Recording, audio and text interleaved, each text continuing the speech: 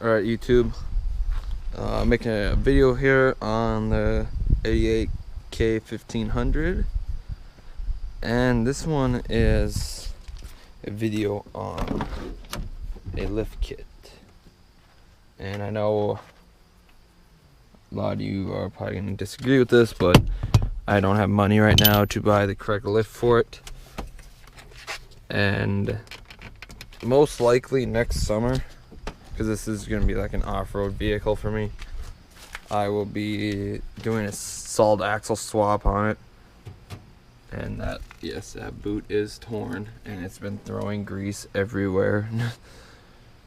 But yeah, so I mean, what this lift kit is, I bought off eBay for 80 bucks, I think, something like that. So you get 4-inch lift blocks in the rear and all the U-bolts and bigger torsion keys with the bigger or different hex, so it lifts it more. I think the torsion keys they said that they're like 3 inches of lift on the hex, and I can't find the stock torsion key where they went. Oh yeah, I guess I might as well show it. This is a little off topic, but I'll give you a quick view of what is going on in the garage.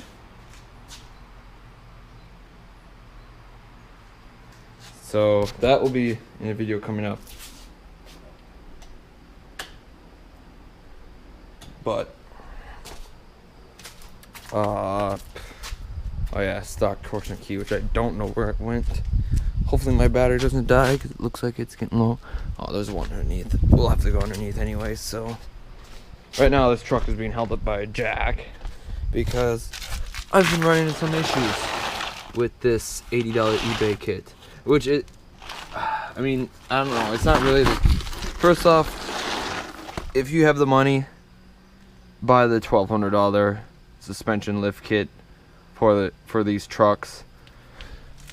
Or I would recommend doing a solid axle swap if you have the time and axle and springs and stuff. I'm pretty sure you can do it with like anything, because I think I got a older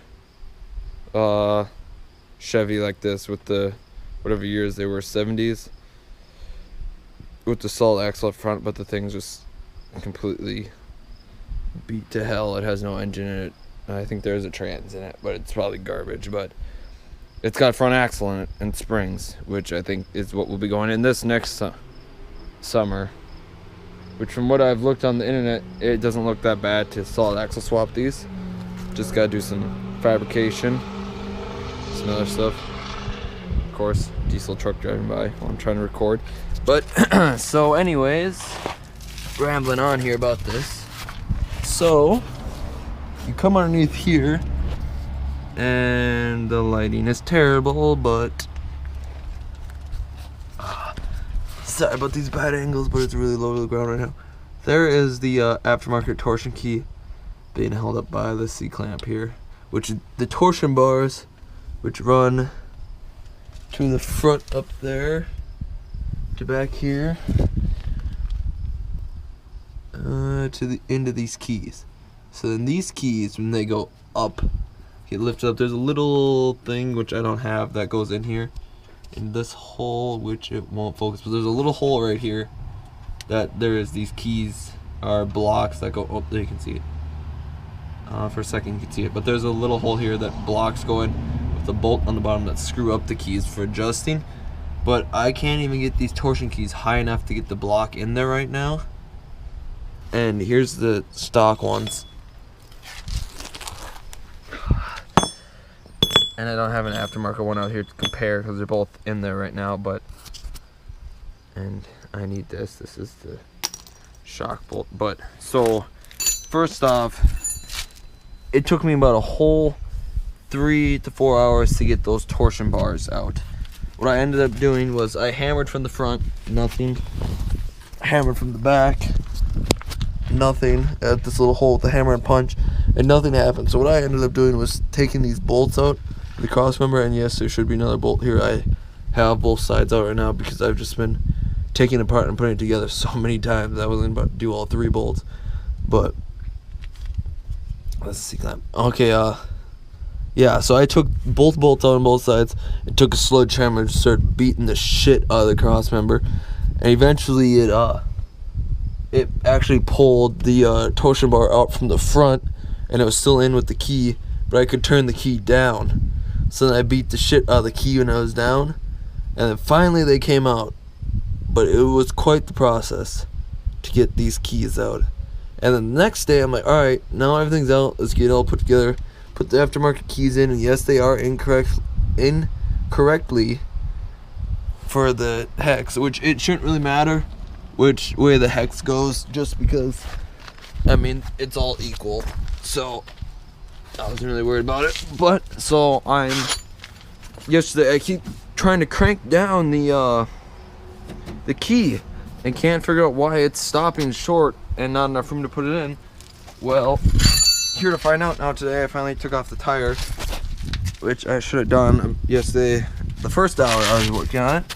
But here's the bump stop, and here is the upper control arm. And yes, this is sitting on the bump stop with that key nowhere near where it needs to be. So I don't know what to do about this. I see that there's some slides here that I might end up pulling this forward, which I saw to do so your wheel isn't in like this. But I mean, yeah, I can do that. I tried using a sawzall, and yeah, I mean, it cut a little into that. I don't know if you can see, but it pretty much destroyed the blade instantly. I don't have the torch at home, it is at the shop.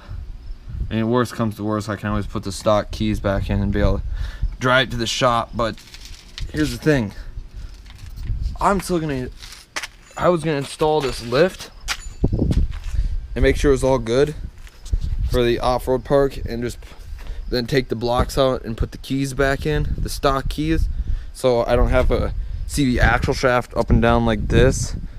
Because right now, I mean, it's at a pretty rough angle, and that boot was ripped before. I mean, it's not terrible right now, but it's not good. And I mean, it's still got to go up a lot at 3 inches. So that's the issue I've ran into. And yeah, I think I might just have to end up cutting that bump stop off. I might be able to get away with it if I slide that upper control arm forward. I think it might be able to maybe move that out far enough to where it's not hitting the bump stop there. I think that's what I need. Might need to be what I do. But yeah, this is why.